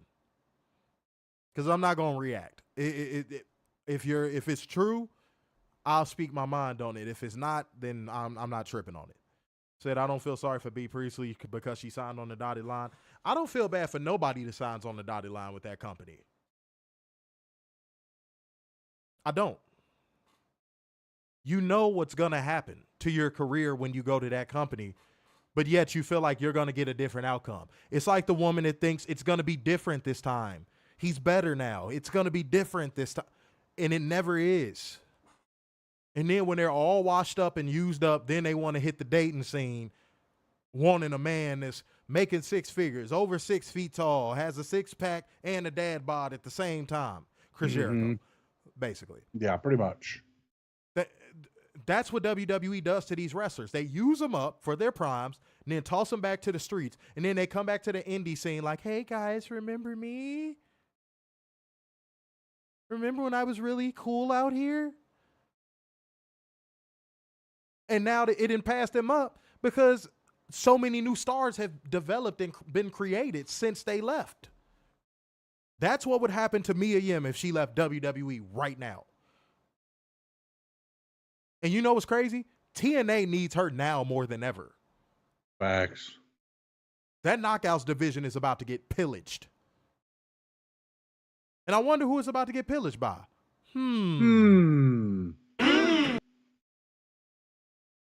Just dropping gems. Hopefully y'all pick them up. All right. The way past this expiration date, LWO are interviewed backstage to talk about how they're going to outfox the Judgment Day tonight. Oh, God. Judgment Day roll up, and Finn Balor says if they want to stand in the way of the Judgment Day, they'll be next. Rey Mysterio calls them wannabe thugs who run from fights and tells Finn to stop hiding behind his stupid son and face him tonight. And Balor agrees to the match. Then, in one of the funniest moments of the night, in my opinion, Bret Hart is shown walking backstage before a break, and Bret Hart looked like, I'm only here for the money. Yeah. I got a vacation coming up. Yep. You could see Bret Hart was thinking about everything but being in that damn building. Yep. The look on Bret's face had me in tears. He was just looking like, why am I here? I don't understand what's going on. This product sucks. I've been standing in Gorilla watching this, and I'm miserable now. They called me back here to shoot this damn walking scene. I just need the money. Triple H still doesn't have a clue. Y'all, that damn behind-the-scenes footage of Triple H walking up to Bret Hart, shaking his hand like they buddies for real, and Bret Hart looking at him like, dog, I don't fuck with you. Yeah. I came here for the bag, homie. I don't fuck with you. But then you had your, see, they made up. It's Bruh. water under the bridge. Fuck that. I know that looked better than anybody else. He had the Marshawn Lynch, I'm just here so I don't get fined look on his face. I was like, oh, Bret, Bret wears his heart on his sleeve, bruh. Man, he wears his heart on his sleeve. But back for commercial, Joe Tessitore and Wade Barrett are in the ring to introduce Bret Hart. Why are we back in the ring? Because you ordered it. I did not order this shit. Stay at the fucking desk. It's not that hard.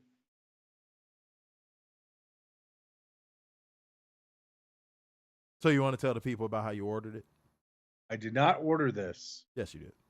I did not. You ordered it on pay-per-view. No. Yes, you did. I would never buy a WWE pay-per-view. Well, that's right, because you would buy a plea. Would never buy a plea either. Yes, you would. Werner secretly enjoys those shows. He just don't say it on camera. He thought Bash in Berlin was better than All In, y'all. That's such a fucking lie. Yeah, well, that's such a fucking truth. No, it's not. All right.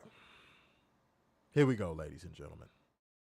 They have an announcement for Survivor Series in Vancouver, for which ticket sales begin on Friday. Boy, they love milking their fans, don't they? Mm-hmm. God damn, it seemed like it's an event with these motherfuckers every other week. Mm-hmm. We're going to be back here. God, and it's going to be $700 Canadian just to get in the cheap seats. To sit in the back row of the 600 level. Yeah. Yeah, Werner is copping, please. Yeah, you got it. I'm not copping, please. Yes, he is. I do not like WWE programming. He said programming to divert. He loves the WWE universe. I hate the WWE universe. I want it to die. Die. All right, sir. Well, let's calm you down before you enter. I want it Dexter's to die laboratory. like fucking Mel Gibson at the end of Braveheart. Bret says this is the place to be, and no one took more pride in just being not just a champion, but a Canadian champion than he did. Canadian champions will take on anybody, never duck a challenge, and have to prove themselves as he did. To be the best there is, the best there was, the best there ever will be. All that damn fake love in that arena. Mm-hmm. All right, man. Then out comes Gunther, looking like a fucking dork. Why is the belt around his waist? With his weird satellite dish head shape. And his stupid damn voice with his stupid damn accent. Comes out there to say, basically, make a long story short, Bill Goldberg was his favorite wrestler, blah, blah, blah. Ha, ha, ha. Very funny. Try. Sami Zayn comes out with gargling male genitalia. Gargling. Bret's a hero. You shut up, Gunther. Bret's a hero, man. Oh. That's right. Okay, then why do he have to fight your battles for you and get him to fucking fight you for the title?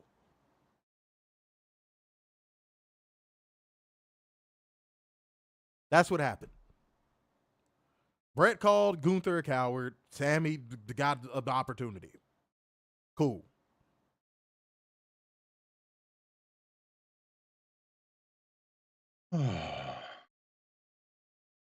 Jesus. What a waste of a Bret Hart appearance. I really wish he would be more inclined to go to AEW. I really do. Is there anybody excited for Sammy versus Gunther Bad Blood? Is there anybody that's actually excited? Because once you've seen one Gunther match, you've pretty much seen them all. So is there anybody that's actually excited? And you know this is a Triple H call because you could tell Gunther is a Triple H favorite. You could tell. This is Gunther getting his win back for Mania. That's what this is. That's what this is. Yeah, no, that Goldberg troll was a dud. Because Gunther doesn't have comedic chops. He's dry. Mm-hmm.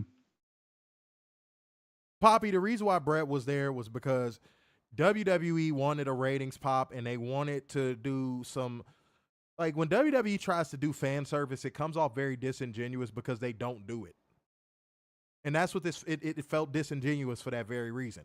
And that's why Bret looked so, uninterested, because he was just like, I'm really only here for the bag. They don't call me for nothing else. They only seem to call me when Canada is in the picture. Facts. If you were being used like that, you'd be bored too.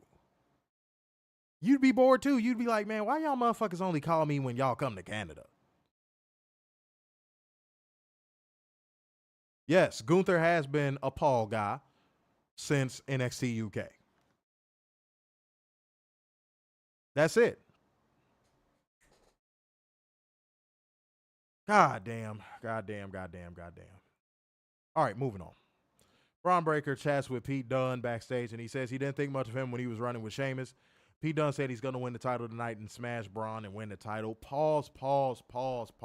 Can y'all take smashing out of the fucking... dude, can y'all stop? I know there's somebody back there that has said, hey, yeah, Triple H, hey, man, Paul, bro, you know what smashing means in slang, right? We're a hip company. We say cool things. No one's thinking about it that way. Maria said Gunther looked more intimidating before he lost all his weight. Now he looks like a dweeb. Okay. I agree to a certain extent. I agree up until a point of where once you see one Gunther match, you've seen it all. So even when he was bigger, after about watching 3 or 4 matches, I was like, okay, does he do anything else? No, and that's why I like him. He wrestles just like me. Yeah, exactly. You could tell who Triple H lives vicariously through. Just watch the show. Yeah. That's all you got to do. Just watch the show. You could tell who he lives vicariously through. All right. But after Braun walks away, Sheamus arrives with the shillelagh to brawl with him, and Pete Dunne only barely avoids certain doom. Cool. Dun, dun, dun. Dragon Lee loses to Dominic Mysterio with a frog splash. After it was some main roster fuckery with the LWO and the Judgment Day coming out there and Liv getting involved. Dragon Lee, dude, you look like the dumbest free agent of all of the free agents WWE signed. Where'd you find this? You do, man. Azriel Wyatt Gaming has just subscribed. Thank you very much. There we go. But he looks like the dumbest of all the free agents, in my opinion. And then they made you cut a promo tonight. And dude, you have the voice of a 7-year-old child. Yeah. We're gonna beat you up and we're gonna do lucha things. Yeah. I was like, oh my God. Okay. Dragon Lee, you signed on the dotted line. All of this is your fault. I hope you're enjoying this. I hope it was worth it. They probably promised you get to work with your idol, Rey Mysterio. Yeah. And you were like, where's the contract? Where do I sign? Don't forget that all important WrestleMania moment. This is what you signed up for, bro. Have fun, bro. I really sincerely hope you are enjoying yourself, dog. All right. Moving on. Bianca Belair and Jade Cargill running the Damage Control backstage. Io Scott tells them not to get used to having the tag titles, and they walk off. Commentary memorializes Johnny and Matthew Gaudreau, local hockey heroes who recently passed away. And they did a thing with Jackie Redmond that was really cool. It was really classy. That was dope. I enjoyed the hell out of this. I thought this was great. That was super. It was very classy of WWE to do. I mean, it's definitely out of the norm of what they do, but I'm glad they did it. Yeah, that was nice. That was real nice. All right, back from commercial. Sonya Deville of Team Strap-On yells for the music to get cut during Lyra Valkyria's entrance and calls her a joke, saying she tries and fails and his mystery partner is supposed to be scary. Their mystery partner is going to get destroyed the same as they will, and if she wants to step up, she can shoot her shot. Natalia, beloved, you know I love you. You know you're a friend of the show. You know this, but man. Why did you sign on the dotted line? Yeah, seeing her come out there, I was like, why did you sign on the dotted line? The only silver lining of this was Natalya was able to win this match with a sharpshooter. Everybody got a submission in. The match was That's a fact. You can say that about most WWE matches. Natalya, I hope this works for you. I hope you got enough money to settle down when, this is all over for you in the wrestling ring. I wish you nothing but the best. You know that.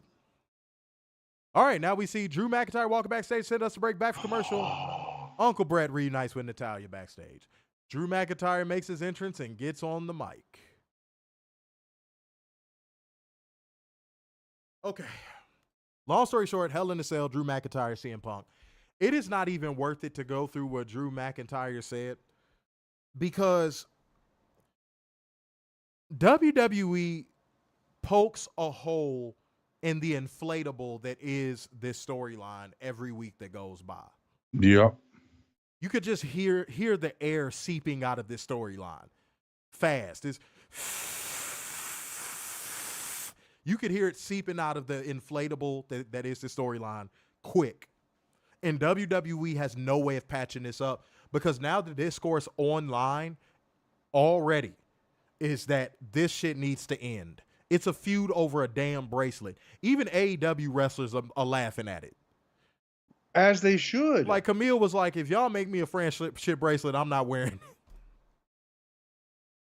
But that just speaks to her heel character too.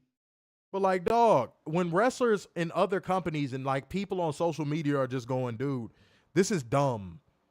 End it, bro. Just fucking end it. End it. And then they did it ends at bad blood. It's one final time. And you know what I was thinking when I heard that? Liar. Bullshit. How many times have we heard this about a storyline? Once in a lifetime. The greatest wrestling match of all time. Like, how many times have we heard this with WWE? Lies.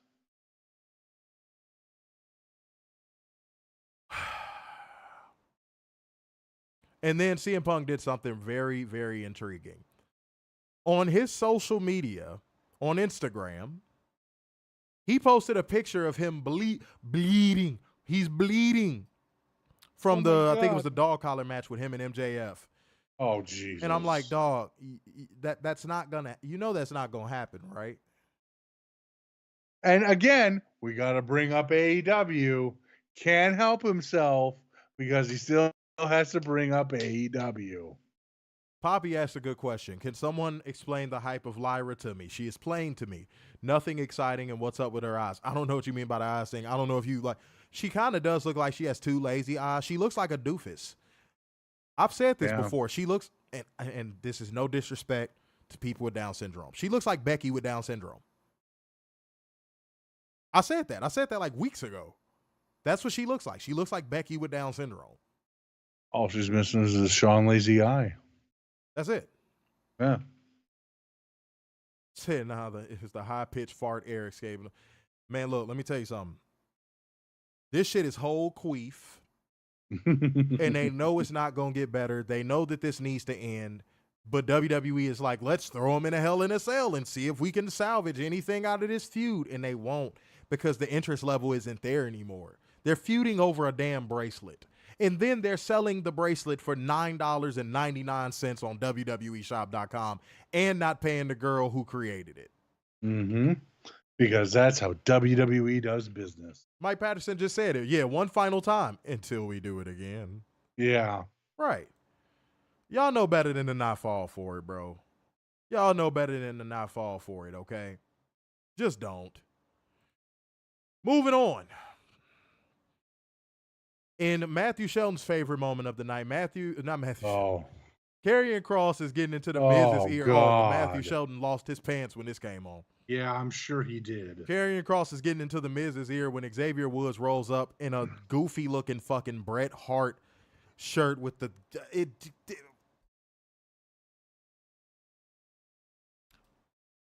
I'm escaping this shit. I can't. I can't, y'all. I'm sorry. I can't.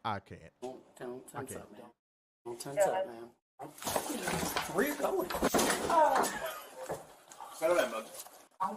Can't do it. Won't do it. Refuse to do it. Finn Balor going against Rey Mysterio. Rey Mysterio won by disqualification when Finn Balor refused to break a hold in the ropes at the referee's discretion.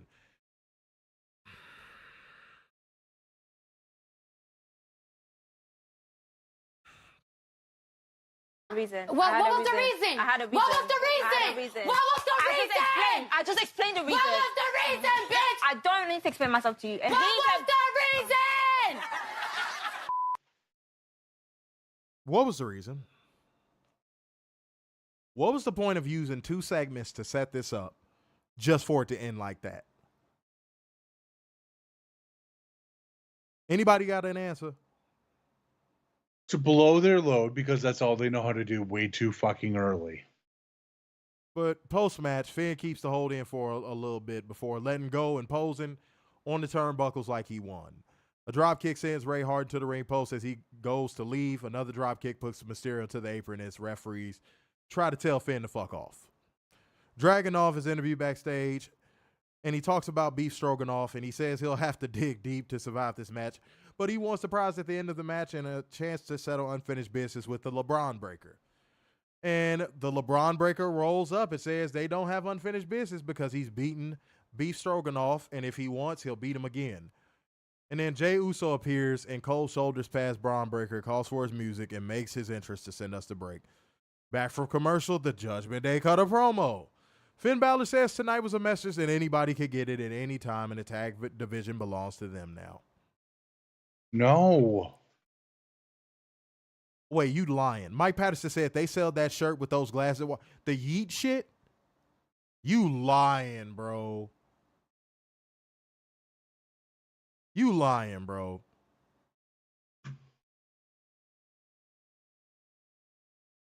Derek Snyder, you kind of projecting a little bit. You just said a couple zesty things. You all right, man? You need to hit up a late night hotline? I said beef stroganoff, homie. It's 1-900. Okay, it's 2024. Living your truth, bro. Living your truth. 1-900. 999. 999. Male love. It's all right, bro. Moving on. Braun Strowman versus Dragunov versus Jey Uso versus Pete Dunne in an Intercontinental Championship #1 contenders match. Guys, everybody in this match except for Braun Strowman and Jey Uso will work their asses off. So basically, Pete Dunne and Dragunov will work their asses off to try to make this look like something. Just for Jey Uso to just come in at the last second with his muffin top and win this match with a dive and splash on Pete Dunne to become the #1 contender to the IC title. Try it.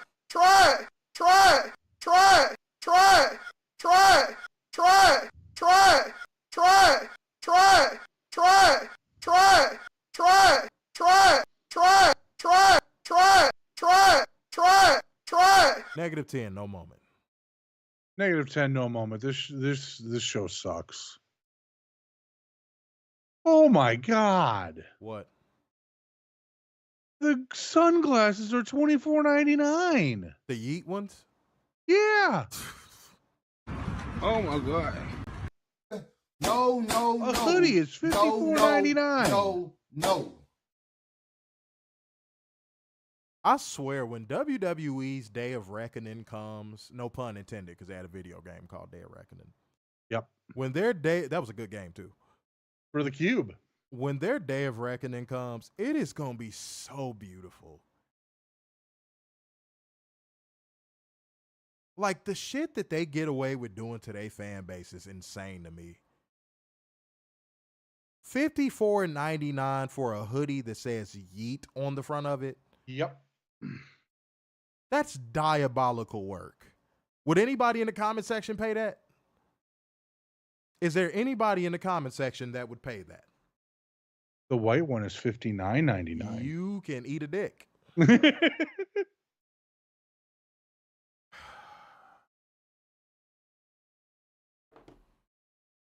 Good God almighty.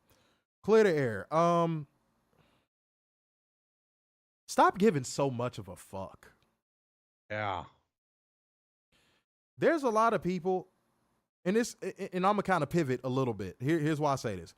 there's people that low-key want to see little tidbits of your downfall. Like I noticed when our stream went out for All Out, there was a few people that were like, oh, stream went out. Oh, my God. Oh, will it go out again? We didn't have problems for 2.5 months, and nobody was saying anything then. Nobody said, oh, I'm so glad that you guys have had flawless streams for 2.5 months.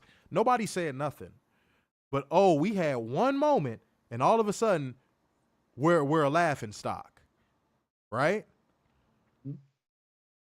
Keep that same energy, because then when you get blocked or somebody moves you around and tells you to kick rocks and go the other way, you can't get mad.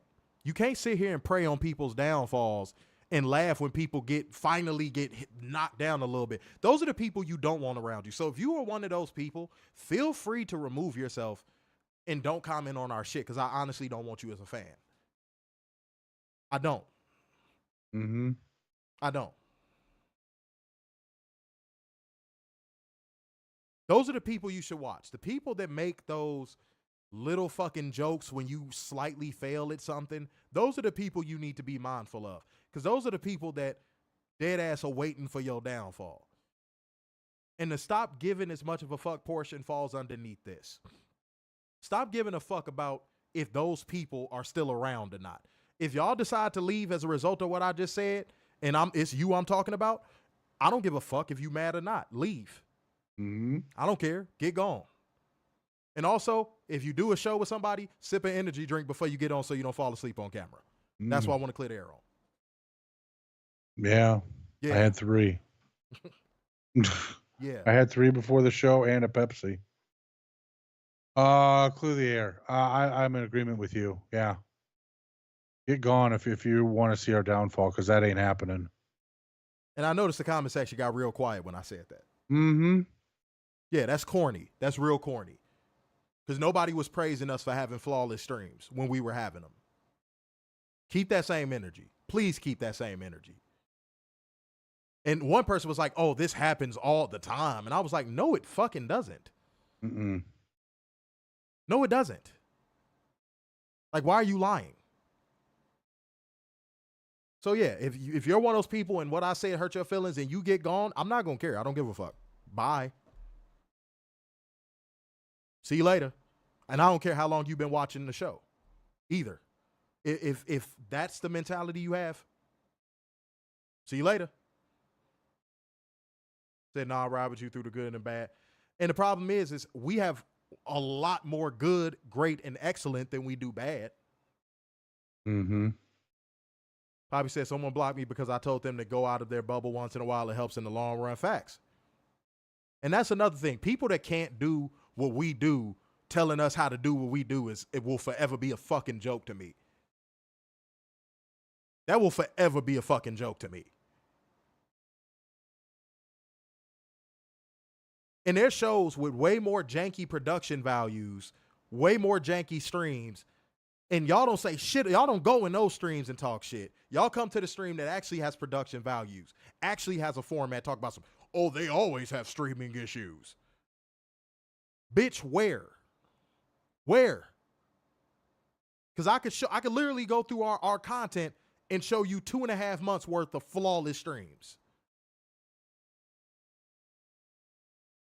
So don't do that shit. And if you do that shit, don't be surprised if you get packed the fuck up and sent out of our chat for good. Those jokes are not funny. That shit is corny. And if you think it's so funny, try and do what we do flawlessly and see what happened. Mm-hmm. See what happened. Matthew Shell, no, he started his own show. He'd had hella issues. You know why? Because he don't know what we know yet. I put hours into this shit before we started it. I'm talking about I was sitting in front of this computer damn near 20 hours out of the day trying to get this shit off. So when y'all do that, that's like a fucking insult to me. I can't control what Wi-Fi does. I can't control what Streamlabs or anything we use does. I can only control what's in my control. And what I've done is turn this bitch into a production giant. Don't nobody got production values like us, bro. Don't nobody got a format like ours. Talk this shit the way we talk it. Get the fuck out of here. And again, if you quiet, that's because you know I'm probably talking about your ass. And if you don't like what I'm saying, pack yourself up. Fucking weirdos. Real quick, Kunaki Kobayashi passed away at the age of 66. He is a New Japan original. Damn. RIP to him. I'm going to have to check out everything that's going on with that, man. God damn, that's crazy. That's crazy. Wow. Shit. Man, the death keeps rolling in, and I hate it. Mm-hmm. Bo said, you guys are awesome. I'm glad I came across you guys during the pandemic. Yeah, man. Damn, you've been watching a minute then. Shit, okay. Like Patterson said, I work announcing at a dirt track, or for dirt track racing. It takes a dozen people at least to put on a show like this. Much respect to you guys. Yeah, man.